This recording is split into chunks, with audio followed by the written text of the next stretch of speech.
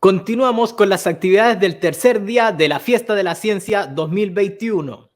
Yo soy Felipe Borges y en este bloque los voy a acompañar con ustedes y para presentarles a un invitado que es de nuestra querida región, de nuestro querido país, pero no se encuentra ahora con nosotros.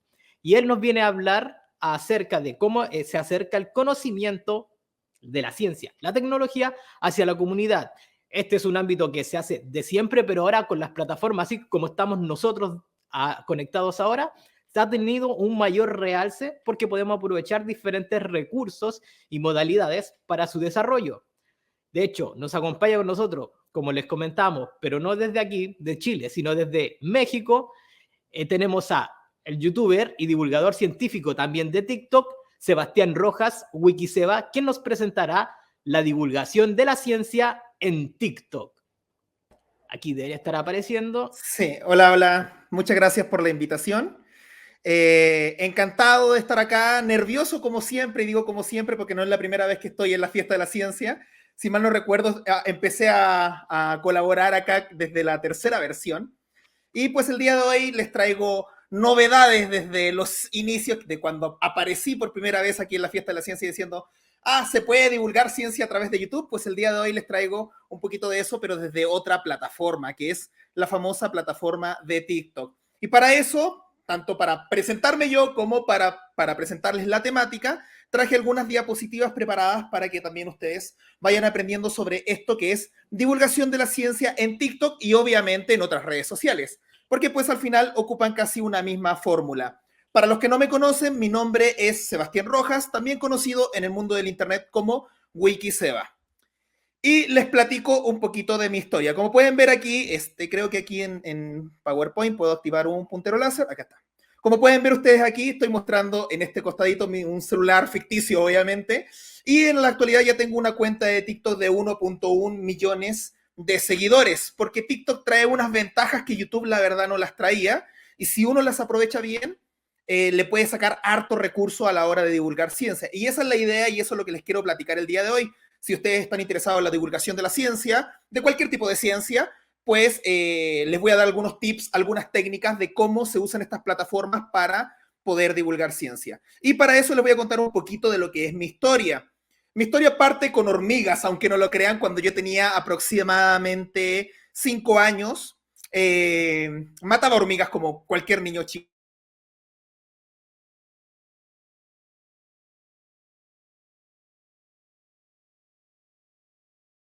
Y mi madre fue quien me dijo, no las mates, están vivas.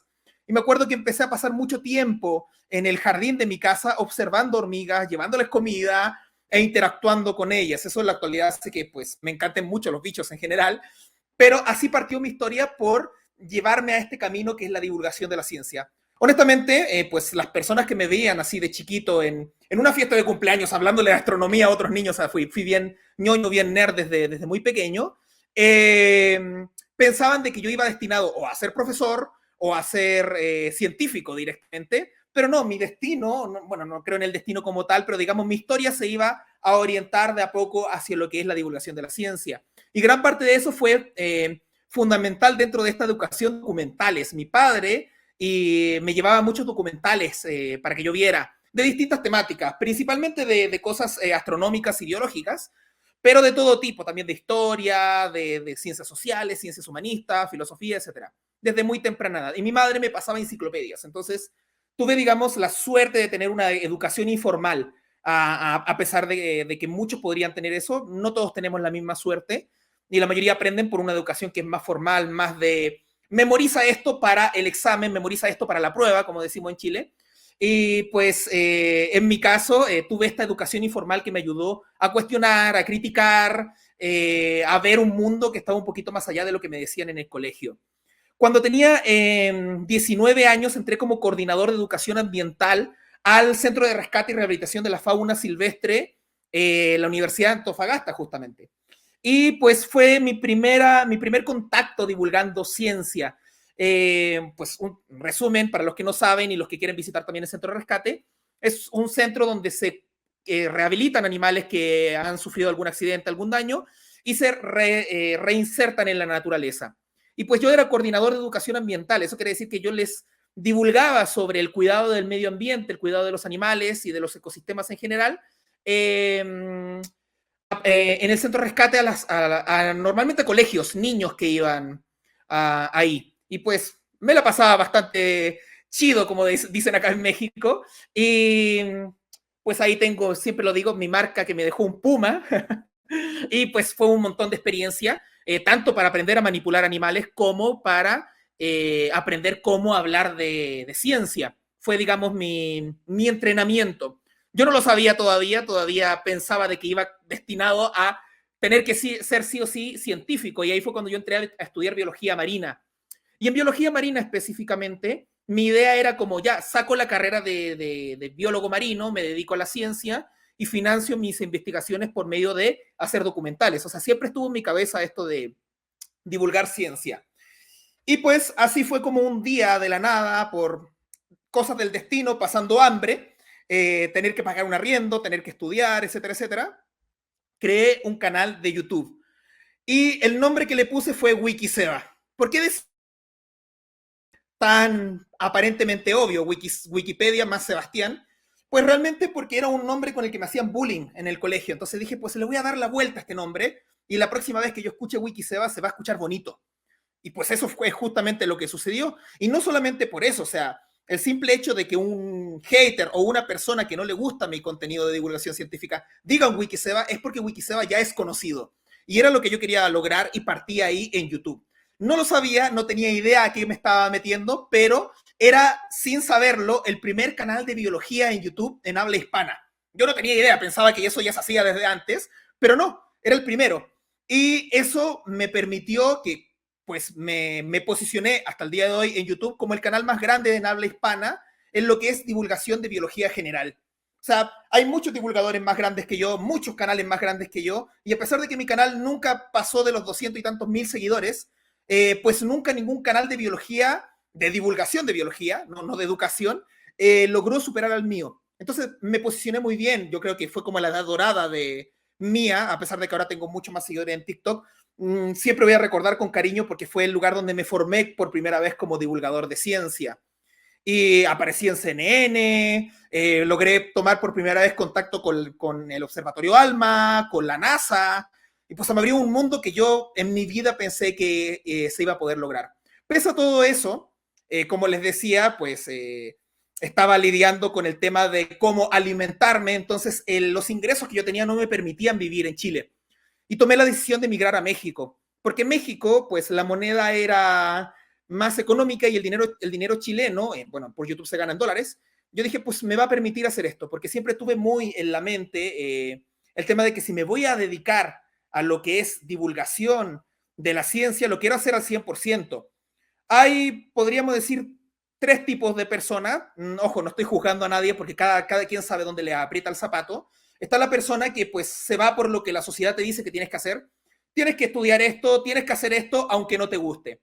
Después está la persona que estudia algo que sí le gusta y se dedica a eso y lo trabaja. Y después están personas como yo que son un poco más soñadoras y que trabajan y trabajan y trabajan en su sueño y pues reciben muchas piedradas, por decirlo de alguna forma, en el camino. Cuesta salir adelante cuando sigues tus sueños al 100%.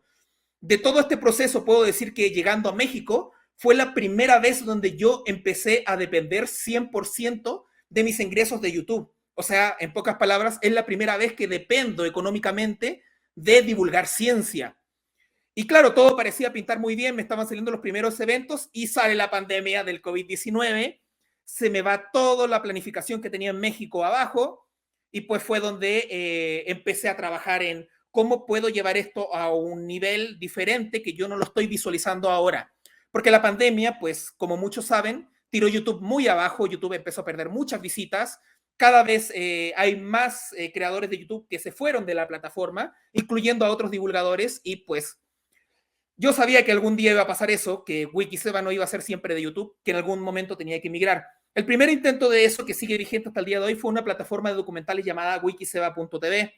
Y pues fue mi primera plataforma de documentales y hasta el día de hoy está ahí presente. Es como un Netflix, pero de documentales. No todos son míos, pero sí salgo en algunas series ahí en wikiseba.tv y muchos de esos documentales son de de categoría importante, por ejemplo, como muy interesante y cosas así, y los derechos están 100% comprados para las personas que acceden a mi plataforma de documentales. Yo podría decir de que eso fue uno de mis mayores logros dentro de la divulgación científica, porque tener una plataforma de documentales, y pues yo veía documentales desde niño, era lo que me quería dedicar realmente. Y ahí fue cuando aparece TikTok. Tuve realmente algo que se llama el síndrome de Ulises, lo viven muchos. No te sientes cómodo, te das cuenta de que las personas en México no tienen la misma cultura que las personas en Chile, notas esos cambios entre un país y el otro y empiezas a extrañar tu país, eso te deprime mucho. Y dentro de esa depresión mezclado con pandemia, pues fue cuando descubrí la plataforma de TikTok y dije, vamos a probar a hacer divulgación científica en una nueva plataforma. Gracias a la divulgación científica, como ustedes pueden ver aquí en este gran espectro, he colaborado con muchas plataformas a lo largo de mi historia. Cosas tan importantes como la NASA, el Observatorio ALMA, la Agencia Espacial Mexicana.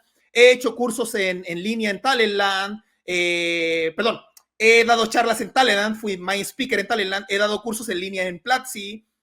En Chile fui profesor Delta en la Universidad Católica del Norte. También he hecho colaboraciones con la Universidad de Chile, con el Museo Interactivo Mirador, que acá está, he participado ya en todas las versiones de la Divulgacon. De hecho, fui uno de los que inició junto con el MIM lo que es la Divulgacon.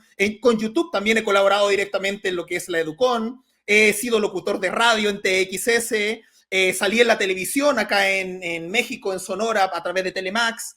He participado con muchos museos, etcétera, etcétera, etcétera, y ahí puse en grande el logo de la Fiesta de la Ciencia, porque también con la Fiesta de la Ciencia pude participar muchas veces por esto, porque me volví divulgador de ciencia. Antes de eso nadie sabía de mi existencia realmente. Y pues ahora sí les voy a contar un poquito de la historia de la divulgación. Ya esa era mi historia, y ahora toca la historia de lo que es la divulgación de la ciencia. Si bien todo el mundo piensa en Carl Sagan automáticamente al pensar en divulgación, pues lo primero que se puede tomar como un indicio de divulgación fue también del posible primer científico de la historia, que es Galileo Galilei. Galileo hace un pequeño libro que se llama Diálogos sobre los dos máximos sistemas del mundo. Es la primera vez que la historia de la humanidad se habla de la ciencia para las personas. Ya por eso la palabra divulgación, ojo, no es una palabra con la que esté de acuerdo, ya les voy a comentar eso, viene de vulgo, de hablarle a las personas que no son científicas. Ese concepto, y agradezco mucho que sea así, ha ido cambiando. Pero en ese tiempo, pues, era ciencia, y la ciencia, como lo saben, hasta el día de hoy, lamentablemente, suele tener mucho elitismo. Y por suerte eso en la actualidad va cambiando bastante, las redes sociales lo van volviendo más ameno, etcétera, etcétera. Entonces, pues existen en la actualidad muchos formatos de divulgar ciencia. Los primeros, y que yo creo que todo el mundo lo conocen, es a través de revistas, como por ejemplo National Geographic, a través de páginas web como Science News, a través de redes sociales, como en el caso mío, o a través de documentales aquí, también como en el caso mío, o por medio de la televisión.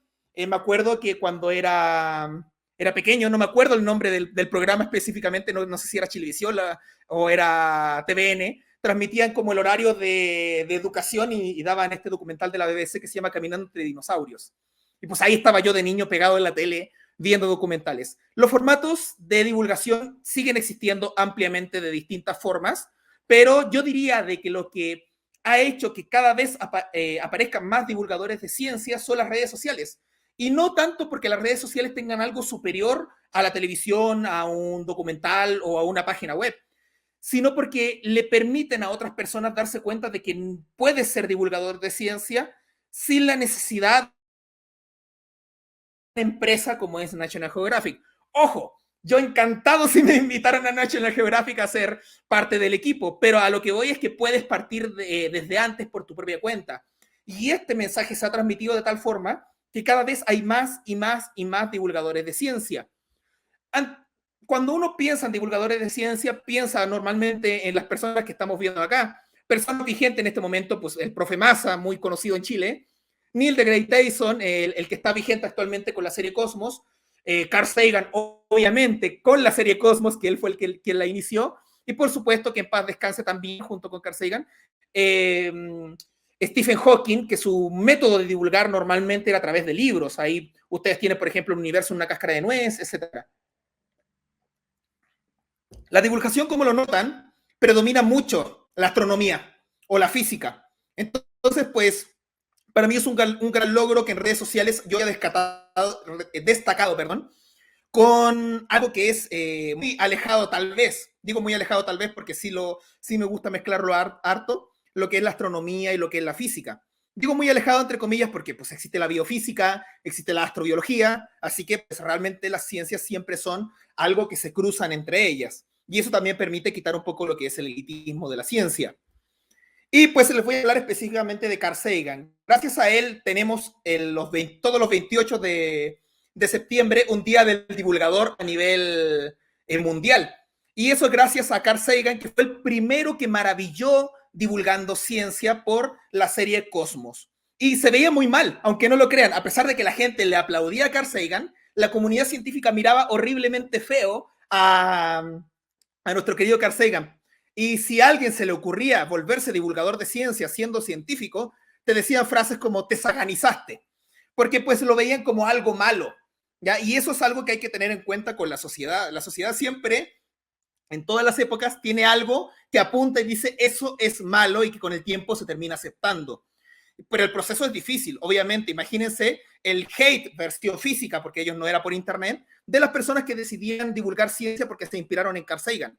Pues las atacaban, le quitaban el mérito, decían que eso no servía para nada, que la verdadera ciencia era la del laboratorio, la que entregaba datos, etcétera, etcétera. Y pues eso desanimó a muchas personas, de la misma manera de que ahora no se pueden hablar de temas sociales, por ejemplo, en Internet, sin que ataquen en masa, en jauría, básicamente, el hate, y eso desanima actualmente a muchos divulgadores de ciencia.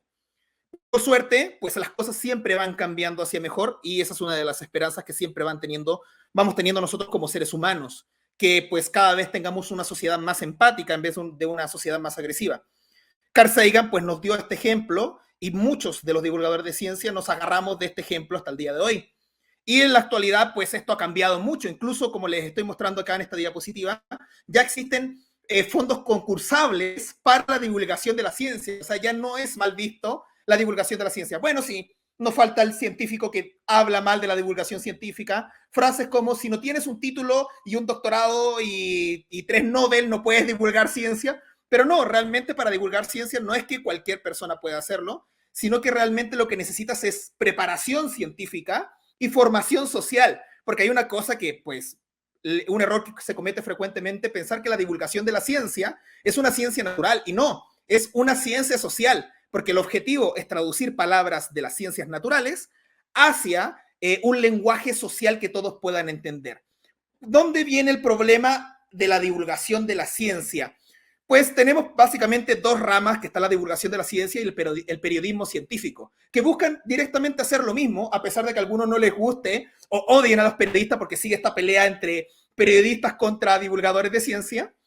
Pues su objetivo directamente es el mismo. Entonces, también está este otro tema de que era para el vulgo, que existía un elitismo, que yo no puedo hablar de ciencia, o sea, tú no puedes hablar de ciencia, yo soy la supuestamente iluminada que te voy a traer la ciencia y tú tienes que absorber ese conocimiento. Hoy eso ha cambiado directamente, y lo puedo decir abiertamente, nunca me he sentido como una persona iluminada hablando de ciencia. Yo no hablaría de ciencia si no existiera un feedback, una retrocomunicación a través de las personas por medio de los comentarios, por medio de los chats de las redes sociales que me dicen, oye, ¿qué pasa con esto? O Wikiseba, te equivocaste esto, y así he ido aprendiendo. Eso me ha ido formando como divulgador.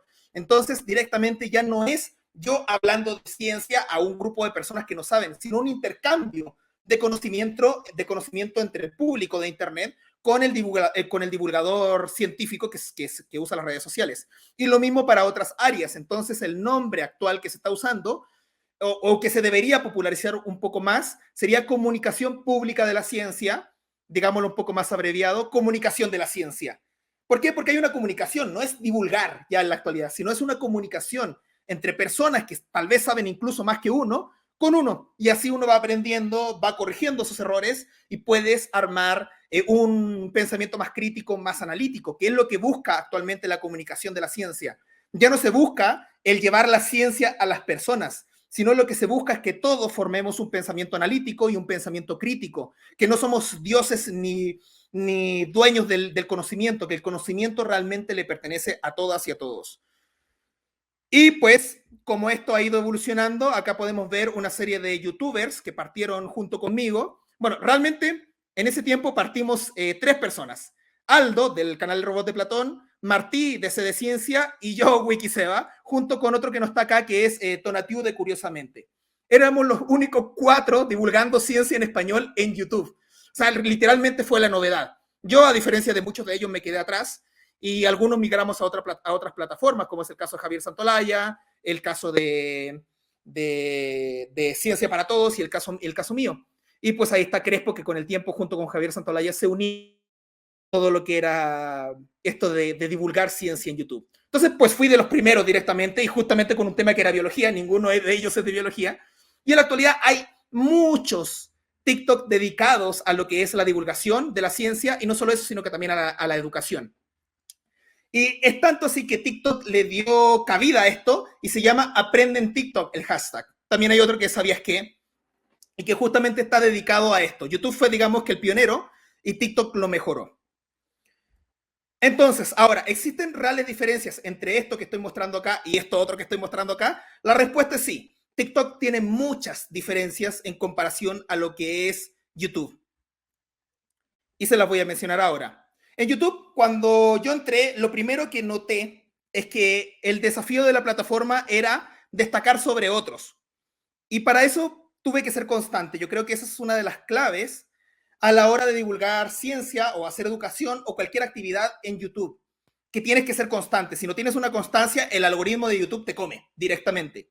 Y fue lo que hice. Durante aproximadamente 2 años yo no paré. Cada semana tuve un video para YouTube, desde mi primer video que fue en 2014 hasta el día de hoy.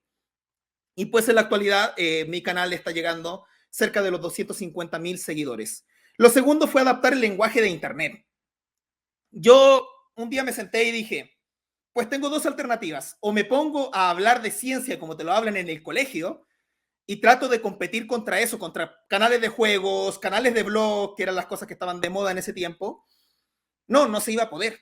Tenía que enfocarlo de otra manera. Entonces empecé a entender el lenguaje del Internet y a consumir mucho Internet. ¿Por qué digo Internet y no digo YouTube? Porque en ese tiempo todos los memes que salían en otras plataformas, Facebook, Twitter, Instagram ni siquiera existía, eran memes que rebotaban hacia YouTube y se usaban en ese lenguaje. El primero que se empezó a ver muy popular en su momento fue, por ejemplo, el 2.b, la carita de Pac-Man, como le decían, y yo lo empecé a potenciar mucho eso en YouTube. Y de repente, como a diferencia de otros divulgadores, yo no tenía un referente gringo, pude formar mi propio estilo. Y ahí nace, digamos, el canal llamado In Media Res del Universo, que actualmente se llama Wikiseba porque nadie iba a memorizar el nombre anterior. La verdad era un nombre muy rebuscado, que ni siquiera vale la pena ya pronunciarlo, porque en el futuro de la actualidad, como ya saben, se llama Wikiseba. Y ahí viene el desafío con TikTok. Cambió todo, muy brusco. ¿Por qué? Porque primero no era un lenguaje de Internet, era un lenguaje propio de TikTok. Segundo, y pues como nos va a pasar a todos en la vida, envejecí. Ya podría decir, como dicen acá en México, me tocó entender a la chaviza, o como dicen en Chile, me tocó entender a los lolos, porque no captaba al 100% al principio TikTok, no lo entendía realmente, era muy diferente a YouTube. Y tenía un lenguaje totalmente diferente, un lenguaje que YouTube, si bien se alimentaba del Internet, acá era un lenguaje cerrado. Los mismos memes, un dracuqueo. Yo decía, ¿qué es un dracuqueo? O sea, eso no lo había escuchado en mi vida y tuve que aprender, digamos, a entender qué es lo que eran estas palabras tan raras. Y pues lo primero que noté es que 15 segundos, antes de que se popularizaran los videos de 1 minuto y de 3 minutos en TikTok, los videos eran de 15 segundos. Segundo, que era una plataforma de música. O sea, ¿cómo adapto yo la ciencia a una plataforma musical? Tercero, que es muy rápido. O sea, TikTok uno hace así. He visto cómo polémicas que se han generado en mi TikTok han durado 2, 3 semanas y desaparecen. Y en YouTube me duraban 1 mes, 2 meses, los mismos haters ahí atosigando, y acá desaparecen con bastante rapidez. Y es por eso, porque la plataforma se mueve bastante rápido. es más cotidiana. O sea, en YouTube yo tenía que tener mi cámara, mi softbox, mi micrófono profesional, que hablando con otros youtubers, oye, ¿qué marca y qué tal? En TikTok no, necesitas tu celular y ya, no necesitas ni siquiera un buen micrófono. A lo más inviertes en un aro de luz, que son bastante económicos en la actualidad. Y aún así partes sin aro de luz la mayoría de las personas en TikTok. Entonces, TikTok también da una facilidad económica para eso.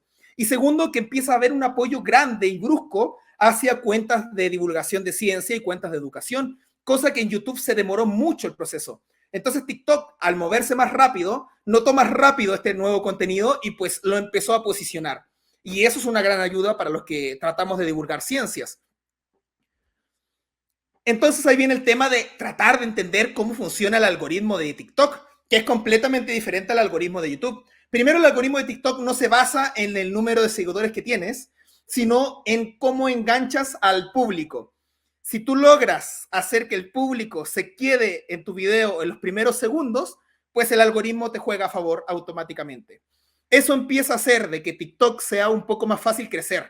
Y pues ahí me han llegado algunos comentarios, por ejemplo, cuando llegué al 1.000.000 de seguidores en TikTok, me decían, pero pues es re fácil crecer con TikTok. Sí, pero no cualquiera crece con TikTok, y tener en cuenta que no estoy creciendo con un perro bailando, estoy creciendo con contenido científico, algo que normalmente a las personas no les gusta o no les llama la atención. Entonces yo creo que ese es el verdadero logro, no llegar a 1.000.000, sino que llegar al 1.000.000 con un contenido que es poco habitual, poco frecuente, digámoslo así, y de ninguna manera disfrazado. Yo en YouTube sí lo tenía muy disfrazado. El día de hoy vamos a hablar sobre tal cosa que está ocurriendo en este videojuego y hablaba de ciencia a partir de eso. En TikTok no, en TikTok abiertamente digo, esto es ciencia y ustedes se pueden quedar a aprender ciencia.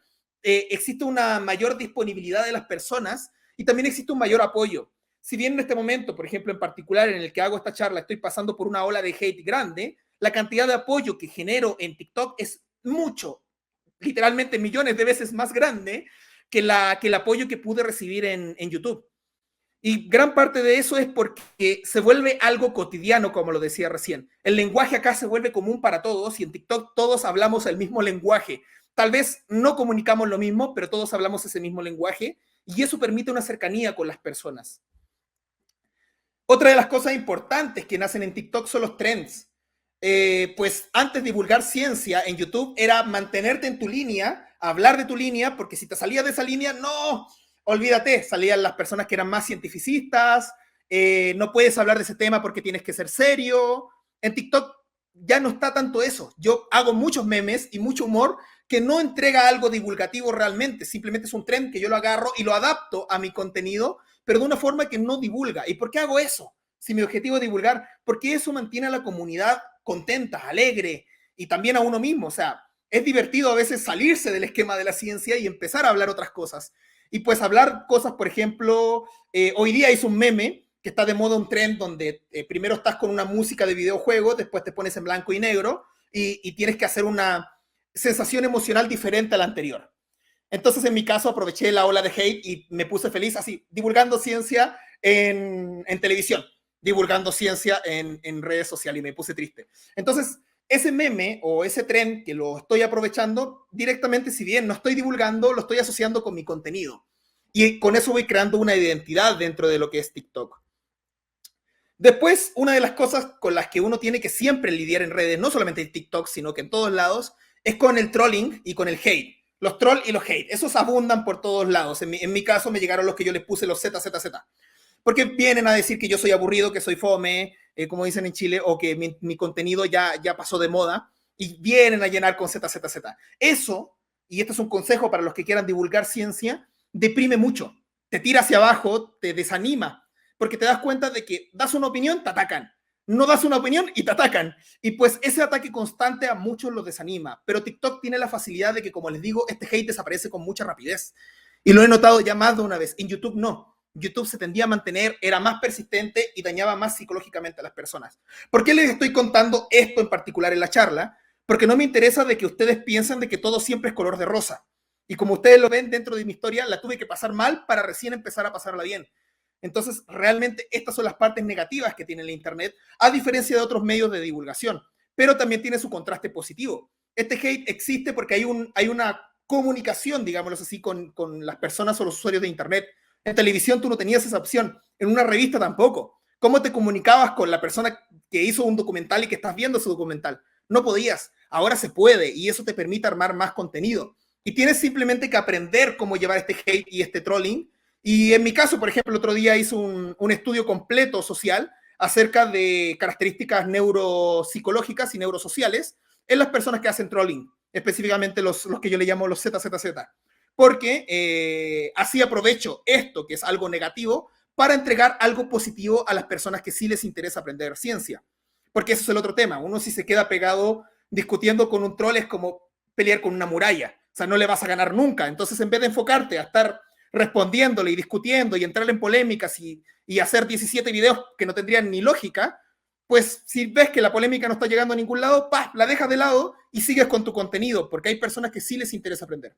Y eso es lo que tienen que siempre recordar, que siempre van a haber personas que les interesa aprender. Y el otro recurso que encuentro fantástico en TikTok, que si bien ya existía en las otras plataformas, son los live, los streaming o directos. En este momento, de hecho, miro hacia arriba porque estoy haciendo un directo en TikTok, como un detrás de cámara de esta charla, y las personas están ahí comentando, apoyando, pese a que no están en la misma charla.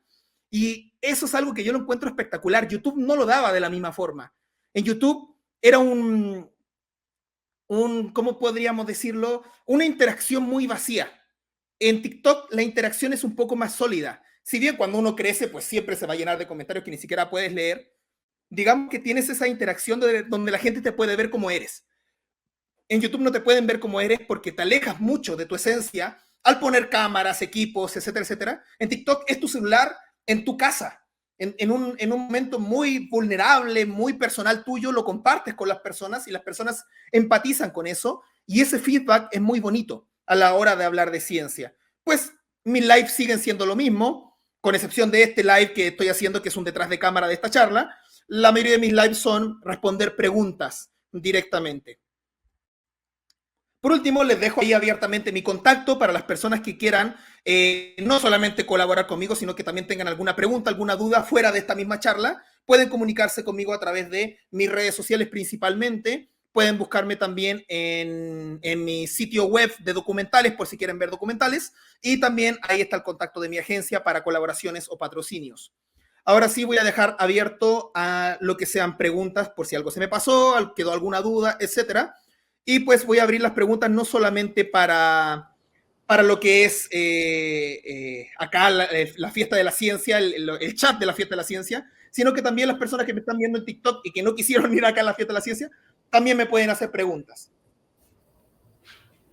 Bien, agradecemos por la exposición de Sebastián, Wikiseba. Como bien dijo, tenemos espacio para preguntas y sí, quien quiera que nos esté viendo en TikTok, bueno, que seguramente ahora no nos está escuchando, pero si tienen preguntas, las pueden hacer y las podemos ir respondiendo. Ya tenemos algunas preguntas que nos llegan desde la Fiesta de la Ciencia, bastantes saludos. Empezamos con la de Animus, que nos está escribiendo desde nuestro canal de YouTube y que dice, me gustaría saber qué consejos le daría Wikiseba a alguien que recibe bullying/ciberacoso. Vale, ahí tienes que verlo de dos puntos de vista. Primero, cualquier tipo de ciberacoso, cualquier tipo de bullying va a ser algo muy pesado para tu psicología y para cualquier persona. Primero tienes que aceptar que no está mal que te pese, que no está mal que te sientas mal, es normal. Si tú reprimes eso, te va a afectar peor a la larga. Eso es lo primero. Una vez que ya dejas fluir tus emociones, te das ¿cómo se puede decir? El lujo de sentirte mal y poder llorar tranquilamente o llevar eso como lo quieras llevar, tienes que ver si eso te afecta realmente en tu vida. Si te afecta demasiado en tu vida, pues tienes que buscar directamente ayuda profesional. Si el ciberacoso o el bullying directamente es de alguien que puede atentar contra tu vida, pues tienes que denunciar también. O sea, siempre tienes que tener los protocolos que no tienen nada que ver con divulgación, sino con tu propia integridad como ser humano. Denunciar, ir a terapia, etcétera, etcétera. Pero en el caso de que estés ya divulgando a través de Internet, que son personas que no tienen ni idea quiénes son, ahí puedes llevarlo de dos formas. O lo agarras, como decía yo, y aprovechas de divulgar ciencia con eso, o en su defecto, lo omites por completo. Pero si tú das el pie para empezar a pelear con estas personas, no les vas a ganar, porque ellos en su cabeza siempre ya ganaron. Entonces, no te quedes ahí pegado dándole vuelta a un hater, a un trolling, sino que tienes que omitirlo y seguir adelante y tratar de ver lo positivo. Siempre van a haber más personas que te van a apoyar que personas que te van a ver querer caer. Muy bien. Tomando en el tema de la divulgación, ¿qué consejos o qué factores que te hubiera gustado a ti aprender cuando empezaste a divulgar ciencia que podrías entregarnos? Y ya que estamos con este repaso de diferentes plataformas, actualmente tú, ¿cuál crees que sería como la ideal de un principiante que debería empezar a ir para divulgar ciencia? Primero, estar informado. O sea, si bien no es necesario que tengas un título universitario para divulgar ciencia, no puedes llegar y sacar cosas de Google y decirlas sin siquiera corroborar si lo que está ahí es real o no. O sea, debes tener algún tipo de formación, aunque sea autodidacta o que te ayude una persona más experta en el área, pero siempre tienes que tener algún tipo de formación. Eso es lo primero que antes de partir. Y una vez que ya comienzas, tratar de formar tu estilo desde un comienzo. Yo siento que es muy importante formar tu estilo porque eso te permite destacar dentro del Internet. Si tú eres un clon de otras personas, no vas a destacar. Y recordar siempre que divulgar ciencia no es lo mismo que educar. Si tú quieres hablar de qué es lo que hace la mitocondria y cómo hace eso la mitocondria, y esto entra para el parcial del examen, pues no te ayuda mucho a la hora de divulgar ciencia, porque las personas muchas veces vienen saliendo del colegio y no quieren llegar a Internet a aprender más cosas, quieren llegar a entretenerse. Si bien el objetivo de la divulgación no es la entretención, pero puedes usar la herramienta de entretención como un, ¿cómo se puede decir? Como un puente o una que siempre tiene que ir orientado a maravillar y a aprender, no a educar, que es diferente, no a que la gente memorice que tal vez no quieren. Bien. Sí, estás pegado, o sea, confírmame si no escuchas. Sí, escucho, ¿me escuchan a mí? Ya, ya. Sí, sí, sí. Vale. Te tenemos la imagen pegada, pero te tenemos el audio bien. Vale, espero no haber quedado pegado ahí con una pose rara. Me confirman si están llegando. Llegan más saludos. No sé si te damos el paso, si alguien tiene desde tu TikTok alguna pregunta que quiera hacer. Hay comentarios, son tantos en TikTok que van pasando hacia arriba, pero no hay preguntas directamente hacia esto. Nada, por ejemplo, ahí me dice que recomienda algunos libros de prehistoria, pues las enciclopedias de acá son muy buenas para eso. Pero pues no hay como preguntas directamente de la plática.